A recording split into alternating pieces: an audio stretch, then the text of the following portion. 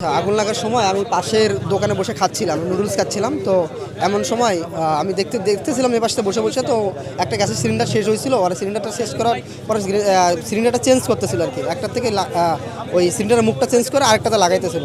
তো এমন সময় হয়তো গ্যাসের লিকেজ ছিল কিনা জানি না, বা মানে চুলের কাছাকাছি ছিল যত সিলিন্ডারটা, তারপর হঠাৎ করে ধাপ করে আগুনটা জ্বলে ওঠে আর কি। জ্বলে ওঠার সাথে সাথেই মানে এত দ্রুত গতিতে আগুনটা জ্বলতে থাকে। ওনারা চেষ্টা করেছিল 2-3 বার নিভানোর জন্য, দুর্ভাগ্যবশত কাছে কিছু ছিল না, মানে বস্তা বা বালতি টাইপস কিছু ছিল না, বা ফায়ার এক্সটিংগুইশারও ছিল না। তো এই জন্য আগুনটা আর দ্রুত গতিতে জ্বলতে থাকে, মানে এত দ্রুত গতিতে জ্বলতে থাকে। যখন দেখলাম আমাদের পরিস্থিতি আমাদের হাতের বাইরে এবং দাউ দাউ করে জ্বলতেছিল, টিনে অবধি লাগতেছিল আগুন, তখন আমরা সবাইকে সহ ওখান থেকে বের হয়ে আসি। গ্যাসের লাইনের মধ্যে আগুন ধরছিল, তো এর পরপরই তীব্রতা বাড়ে, তারপরে গ্যাসের বোতল মনে হয় একটা বা দুইটা ব্লাস্ট করে, তারপর আবার আগুন নিয়ন্ত্রণে চলে আসে। গ্যাসের সিলিন্ডার থেকে মূলত আগুনটা লাগছে। ফায়ার সার্ভিস আসার ঠিক আগেই মানে চলে আসছে নিয়ন্ত্রণে, কিন্তু ফায়ার সার্ভিস আসার ফলে একেবারে সম্পূর্ণ নিয়ন্ত্রণ হয়েছে।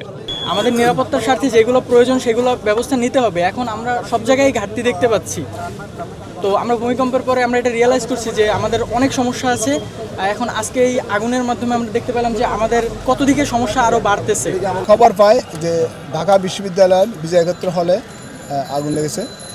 সাথে সাথে আমাদের কাছের নিকটবর্তী যে পলাশী ফায়ার স্টেশন, এখান থেকে 2টা গাড়ি আমাদের এখানে অগ্নি নির্বাপনের কাজে আসে।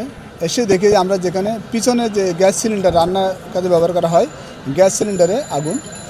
সাথে আমরা দ্রুত সহিত আগুনটা সম্পূর্ণ নির্বাপন করি 6টা 30 মিনিটের মধ্যে।